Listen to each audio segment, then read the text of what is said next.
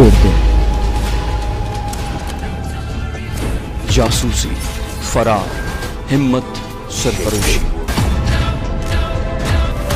वतन की खातिर जान की बाजी लगाने वाले एक गुमनाम मुजाहिद की सनसनीखेज दास्तान। दुश्मन के दिल में बैठकर अपने वतन का दिफा करने वाला शेर दिल।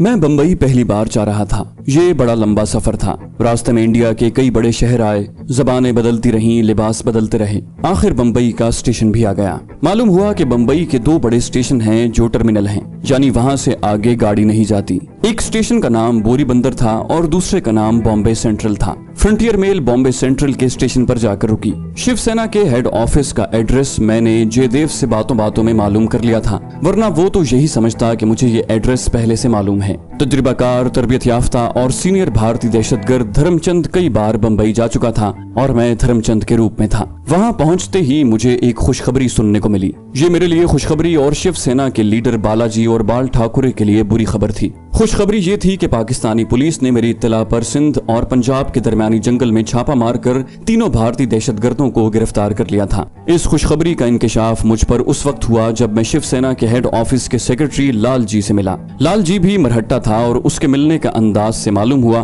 कि वो धर्मचंद से काफी बेतकल्लुफ है। मैंने उसे नमस्कार किया तो वो बोला, धर्मचंद, तुम तो हमेशा मुझे जय हिंद कहकर मिला करते थे, आज नमस्कार किस खुशी में? मैंने कहा, इस खुशी में कि पाकिस्तानी जेल तोड़कर भारत पहुंचने में कामयाब हो गया हूं। इस शख्स लाल चंद का नाम मैंने दफ्तर के चपरासी से बड़ी चालाकी से मालूम कर लिया था। उसने मुझे अपने पास बिठाया और राजदारी से बोला, एक बहुत बुरी खबर है। उसकी जबानी मुझे ये खुशखबरी मिली कि पाकिस्तान में उनके रूपोश दहशतगर्द भी पुलिस ने पकड़ लिए हैं। सतप्रकाश, गोविंदा और मोतीराम तो पहले ही पकड़े गए थे, अब ये भी पकड़े गए हैं। मैंने बनावटी अफसोस का इजहार करते हुए कहा, ये तो बहुत बुरा हुआ। पाकिस्तान में हमारी ताकत अब न होने के बराबर है। लालचंद कहने लगा, इस बारे में बालाजी ने तुमसे कोई खास मशवरा करना है। मैंने उन्हें फोन पर तुम्हारे आने की खबर कर दी है। वो ट्रेनिंग कैंप से चल पड़े हैं, कुछ देर में यहाँ पहुँच जाएंगे। मैं बंबई के पहले टाइम पहुंचा था। वहाँ मौसम खुशगवार था, गर्मी और हब्स नहीं था और आसमान पर बादल छाए हुए थे। समंदर की तरफ से अच्छी हवा चल रही थी। थोड़ी देर में दफ्तर के बाहर एक छोटी सी गाड़ी आकर रुकी। चपरासी ने दौड़कर दरवाजा खोल दिया। अंदर से एक गहरे सांवले रंग का, एक गहरे बदन का आदमी बाहर निकला। उसने गेरुए रंग का खद्दर का कुर्ता पाजामा पहन रखा था, पाँव में पूना की चप्पल थी, गले में जाफरानी पटका डाला हुआ था, माथे पर सुर्ख रंग का गोल तिलक था। मैं भी लालचंद के साथ उसके स्वागत को बढ़ा। ये बालाजी था। उसने कांधे पर जाफरानी पटका दुरुस्त करते हुए मेरी तरफ गौर से देखा और कहा, धर्मचंद कब आए हो? मैंने कहा, जी थोड़ी देर पहले पहुंचा हूँ। बोला, तुम्हारी आवाज क्यों बदल गई है? मैंने कहा, पाकिस्तानी पुलिस ने कुछ पिला दिया था, तब से खराब हो गई। वो बोला, मेरे साथ ऊपर आ जाओ। लालचंद, तुम नीचे ऑफिस में ही रहना, मेरे कोई फोन आए तो कह देना कि मैं काम कर रहा हूँ। ठाकुरे जी का फोन आए तो मुझे ऊपर दे देना। आओ धर्मचंद। बालाजी मुझे ऊपर कमरे में ले गया। ये कमरा बड़ा सजा हुआ था, कीमती चीजें थी। सोफों पर जाफरानी रंग की गद्दियां थी। दीवार पर गांधी और नेहरू की फ्रेम की हुई तस्वीरों के दरमियान बाल ठाकुरे की तस्वीर लगी थी। कोने में शिवाजी मरहट्टे का घोड़े वाला बुत यहाँ भी रखा हुआ था। वो मेरे सामने सोफे पर बाजू फैलाकर बैठ गया। खद्दर पोश नौकर गाड़ी में से बालाजी के सिगारों वाला डिब्बा लेकर आ गया। उसने सिगार सुलगाया और बोला, शायद लालचंद ने तुम्हें ये बुरी खबर बता दी होगी कि हमारे 3 और आदमी पाकिस्तान में पकड़े गए हैं। मैंने कहा, हाँ जी, मुझे तो बड़ी हैरानी हुई है। ये पहला मौका है कि थोड़े दिनों के अंदर अंदर हमारे 6 आदमी पाकिस्तानी पुलिस के कब्जे में आ गए। बालाजी की तलवार मार का मूछें भी थी। सर के बाल खिजाब से स्याह किए गए थे और घने थे। कहने लगा, ये कोई मामूली बात नहीं है। ठाकुरे जी सख्त गुस्से में हैं। कहने लगे, ऐसा क्यों हुआ है? मैंने कहा, सर मैंने धर्मचंद को पंजाब से बुलवाया है। उससे पूछकर बताऊंगा कि पाकिस्तान में हमारे आदमियों के पीछे कहां कहां खुफिया आदमी लगे हुए हैं। मैंने कहा, बालाजी, जहां तक मेरी मालूमात का ताल्लुक है, पाकिस्तानी पुलिस हमारी उग्रवाद कार्रवाइयों के बाद पहले से ज्यादा खबरदार हो गई है। खुद मैं भी इसी वजह से पकड़ा गया था। हालांकि इससे पहले मैंने कई जगह बमों के धमाके किए थे, मगर साफ बचकर निकल गया। उस रोज हम में से किसी को मालूम न हो सका कि पुलिस पहले से इर्द गिर्द के इलाके में मौजूद थी। अब पाकिस्तान में सिक्योरिटी बड़ी सख्त कर दी गई है और सिनेमा हाउसेज, रेलवे स्टेशन, मस्जिदों, बसों के अड्डों और स्कूलों के बाहर सफेद कपड़ों में मुसल्लह पुलिस 24 घंटे मौजूद होती है। बालाजी ने कहा, लेकिन हमारे दूसरे आदमी तो अपने खुफिया ठिकानों पर पकड़े गए हैं। इससे साफ जाहिर है कि किसी ने मुखबरी की है। सवाल यह है कि ये मुखबर कौन हो सकता है? कहीं ऐसा तो नहीं कि हमारा अपना कोई आदमी पुलिस ने खरीद लिया हो। बालाजी बड़ा ज़हीन आदमी मालूम हो रहा था, लेकिन मैं इसलिए मुतमईन था कि उसे मुझ पर इस किस्म का शक कभी नहीं पड़ सकता था। मैं उसका सीनियर और तजुर्बाकार दहशतगर्द साथी था। मैंने कहा, महाराज जी, मेरे ख्याल में अपना कोई आदमी ऐसी गद्दारी नहीं कर सकता। वो बोला, क्यों नहीं कर सकता? बालाजी मेरी तरफ पूरी आंखें खोल कर देख रहा था। ठीक है, हम उन लोगों को ट्रेनिंग देकर भेजते हैं, उनकी देशभक्ति को भी पूरी तरह चेक कर लेते हैं। हम उन्हें हर वारदात के एवज 4-4 बल्कि 6-6 हजार रुपए तक यहाँ भारत में उनके अकाउंट में जमा करवा देते हैं। लेकिन ये लोग लालच में आ सकते हैं, ज्यादा रुपए के लिए गद्दारी भी कर सकते हैं। अपन तो खुली बात करेंगे, तुम्हारा क्या ख्याल है? मैंने कहा, सर मेरा दिल नहीं मानता, आज तक हमारे भेजे हुए किसी आदमी ने गद्दारी नहीं की। वो बोला, तो फिर एक ही हफ्ते के अंदर अंदर हमारे 6 आदमी कैसे पकड़ लिए गए? मैंने जवाब में कहा, बालाजी,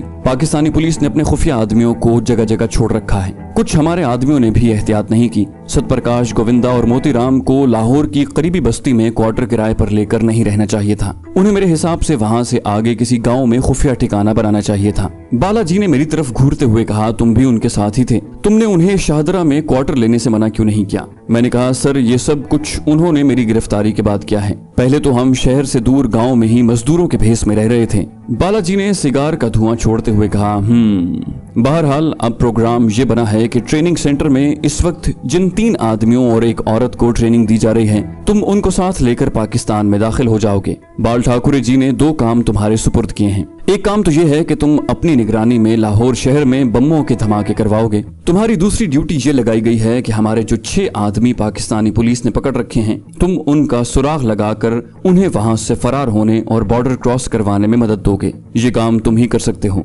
बाल ठाकुर जी को भी और मुझे भी तुम पर पूरा भरोसा है। मैंने कहा, मैं शिवसेना का सिपाही हूँ, अपनी ड्यूटी पूरी तरह निभाऊंगा, चाहे मेरी जान ही चली जाए। बालाजी ने मुस्कुराते हुए कहा, नहीं नहीं धर्मचंद, तुम्हारी जान नहीं जानी चाहिए। तुम्हें जीवित रहकर ये सारे काम करने हैं। तुम्हारे जैसा आदमी हमारी सेना को दोबारा मिलना मुश्किल है। इसी दौरान नौकर चाय और मिठाइयों की थाली रखकर चला गया। मैंने एक प्याली में चाय डालकर बालाजी को दी, दूसरी प्याली में अपने लिए चाय ली और बर्फी का टुकड़ा मुंह में डालकर चाय पीने लगा। बालाजी ने कहा, धर्मचंद, तुम तो हमेशा चाय के साथ लड्डू खाया करते थे, बर्फी तो तुम्हें चाय के साथ कभी पसंद नहीं थी। ये क्या बात हुई? मैंने कहा, सर बस पाकिस्तान में रहकर कोशिश की है कि अपनी आदतें बदलता रहूं। इस दफा वहाँ ज्यादा देर रहना पड़ा था। पाकिस्तानी पुलिस ने शुरू में मुझसे बड़ी हमदर्दी का सलूक किया। वो मोहब्बत प्यार से मुझसे मेरे साथियों का अता पता मालूम करना चाहती थी, लेकिन मैंने पूरी कोशिश की कि उन्हें किसी किस्म की भी मालूमात न दी जाए। बालाजी ने चाय का घूंट भरने के बाद कहा, अच्छा तो ये बात है। मैंने यूं ही अपनी बनावटी अकीदत का इजहार करते हुए कहा, सर ठाकुर जी के दर्शन नहीं होंगे।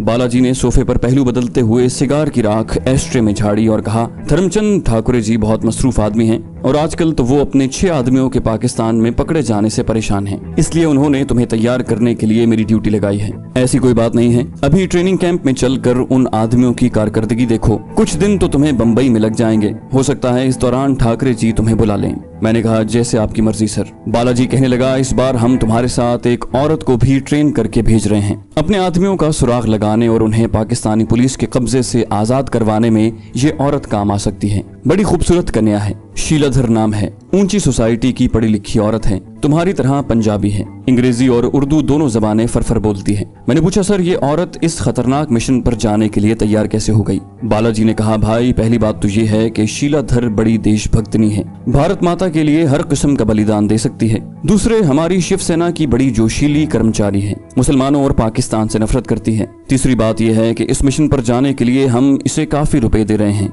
शराब सिगरेट भी बेधड़क पी लेती है और वक्त पड़ने पर सब कुछ कर लेती है। तुम उससे मिलकर जरूर खुश हो जाओगे। मैंने दिल में कहा कि ये औरत तो पाकिस्तान से वापस नहीं आएगी। ऊपर से कहा, मैं जरूर मिलूंगा बालाजी। वो बोला, दोपहर को खाना खाकर ट्रेनिंग सेंटर की तरफ चल पड़ेंगे, तुम अब नीचे अपने कमरे में जाकर आराम करो। मैं बालाजी को प्रणाम करके नीचे आ गया। मुझे ये मालूम नहीं था कि नीचे मेरा यानी धर्मचंद का कमरा कहाँ पर है। मैं नीचे शिवसेना के ऑफिस में आकर ऑफिस सेक्रेटरी लालचंद के पास बैठ गया। उसने पूछा, तुम्हारा मामला तय हो गया क्या? मैंने कहा, बिल्कुल तय हो गया है। ना उसने पूछा कि अगला मंसूबा क्या बना है और ना मैंने उसे कुछ बताया। ये मुझे इल्म हो चुका था कि यहाँ हर मंसूबे को खुफिया रखा जाता है और इस बारे में किसी से कोई बात नहीं की जाती। तीसरे पहर शिवसेना के मरहट्टा लीडर बालाजी ने मुझे साथ लिया और हम उस मकाम की तरफ रवाना हो गए जहाँ भारतीय दहशतगर्दों को ट्रेनिंग दी जाती थी। ये जगह बम्बई के जुनूब में टीलों के दरमियान वाक़ थी। मैंने रास्ते में बालाजी से ये पूछने की बिल्कुल गलती न की कि ट्रेनिंग सेंटर किस जगह पर है या कितनी दूर है, क्योंकि असली धर्मचंद इस ट्रेनिंग सेंटर में आता जाता रहा था और खुद धर्मचंद ने भी इसी ट्रेनिंग सेंटर में दहशतगर्दी की ट्रेनिंग हासिल की थी। ये टीलों के दरमियान दरख्तों को साफ करके एक बहुत बड़ा अहाता बनाया गया था, जिसके गिरदा गिर्द पत्थरों की ऊंची दीवार थी। एक तरफ लंबी बैरक थी जिसके साथ 2-3 कमरे भी थे। यहाँ 2 पुराने दहशतगर्द मरहट्टे इंस्ट्रक्टर्स थे और नए रंगरूटों को दहशतगर्दी के लिए ट्रेन करते थे। दोनों मरहट्टा बॉडी बिल्डर लगते थे। वो मुझसे गले लगकर मिले। जाहिर है वो असली धर्मचंद को जानते थे और मुझे भी धर्मचंद समझकर ही मिल रहे थे। मुझे उनके नाम नहीं मालूम थे। मैंने शुरू में बड़ी एहतियात के साथ उनसे रस्मी गुफ्तगू की और अपने खास तरीके से उनके नाम मालूम कर लिए। जिन 3 आदमियों को दहशतगर्दी की ट्रेनिंग दी जा रही थी वो तीनों पंजाबी थे और अमृतसर के रहने वाले हिंदू थे जो उससे पहले बदमाश रह चुके थे। तीनों जवान थे, अगरचे जिस्म दुबले थे। मेरा उनसे भी तारुफ करवाया गया। उनके नाम बताने की अभी जरूरत नहीं है। आगे चलकर हम लोग मुसलमान बनकर पाकिस्तान में दाखिल होने लगेंगे तो उन दहशतगर्दों के नाम बता दिए जाएंगे। मेरी आंखें खूबसूरत, फैशनेबल और ऊंची सोसाइटी में घूमने वाली जेर तरबियत शीला धर को ढूंढ रही थी,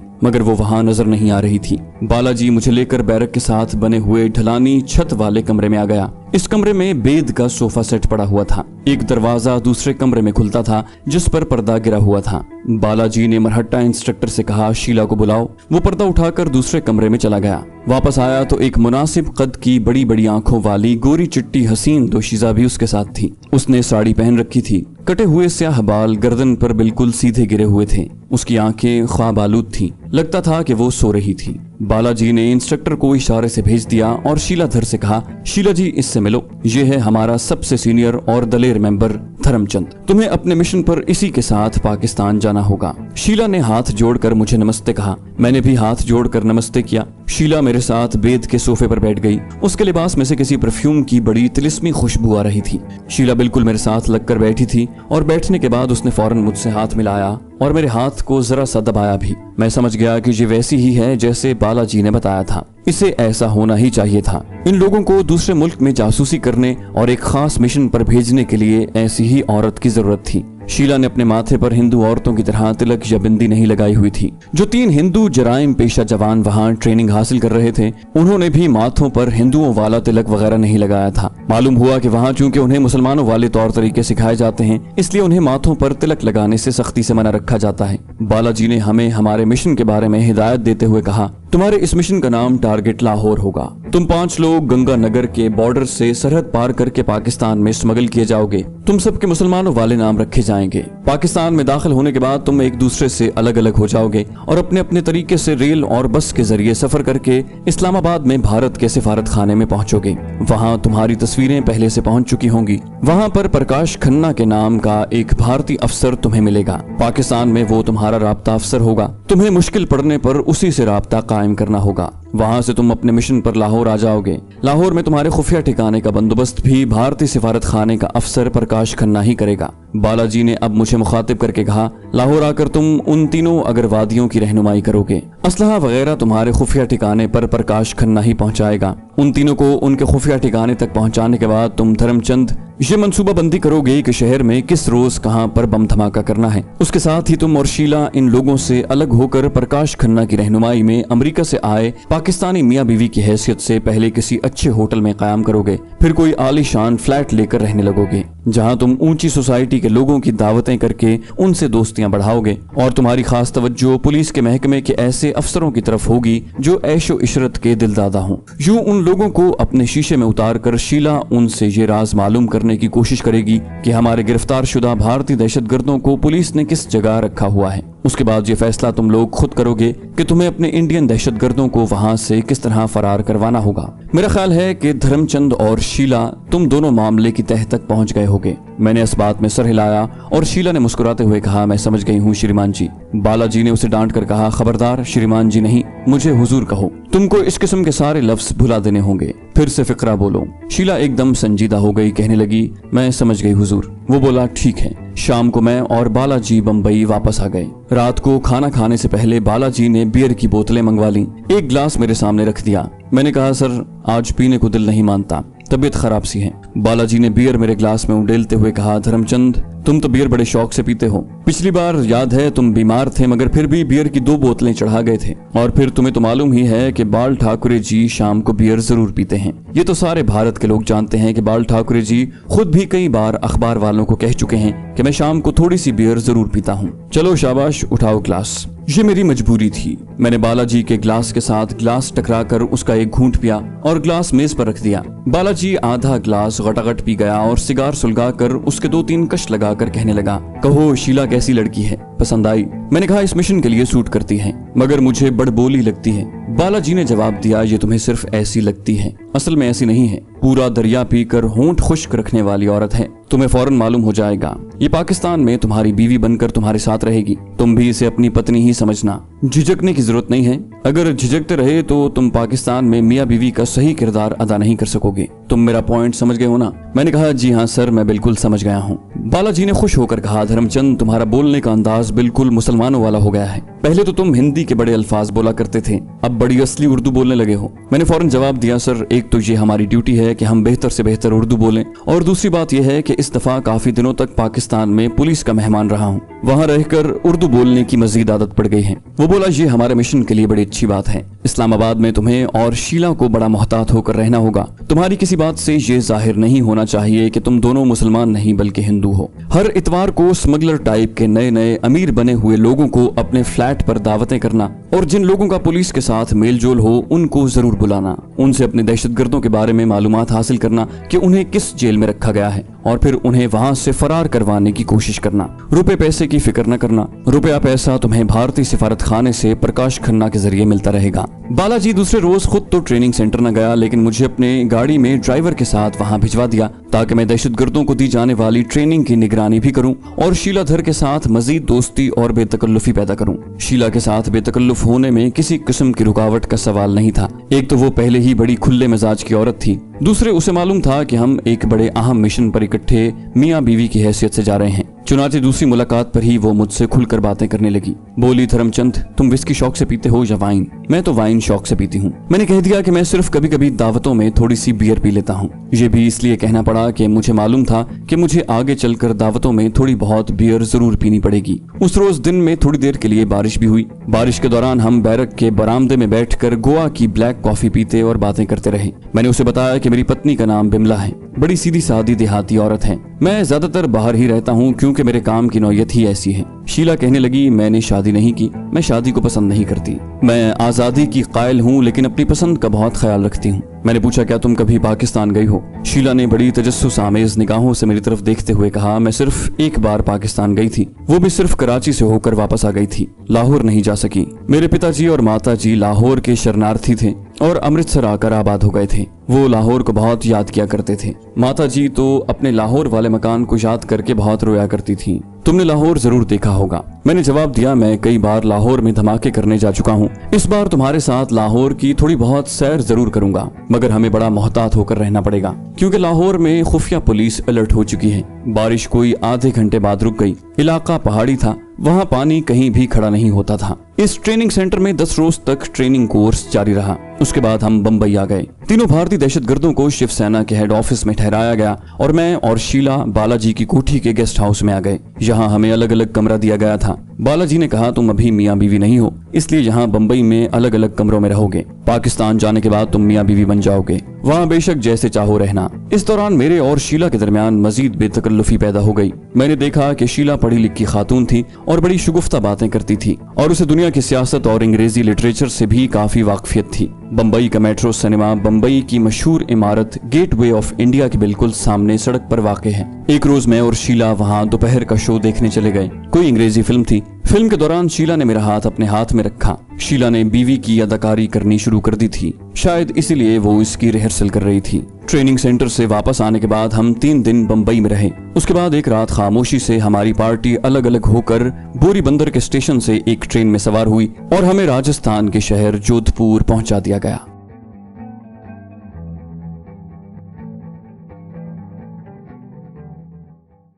तो दोस्तों, ये थी हमारी आज की एपिसोड। उम्मीद करते हैं आपको हमारी कहानी पसंद आई होगी। जाने से पहले इस वीडियो को लाइक कीजिए और शेयर करना मत भूलिए। कमेंट करके हमें बताइए कि आपको हमारी वीडियो कैसी लगी। और अगर अभी तक आपने इस चैनल को सब्सक्राइब नहीं किया तो इसे सब्सक्राइब कीजिए और बेल आइकन दबाकर ऑल नोटिफिकेशंस ऑन कर लीजिए।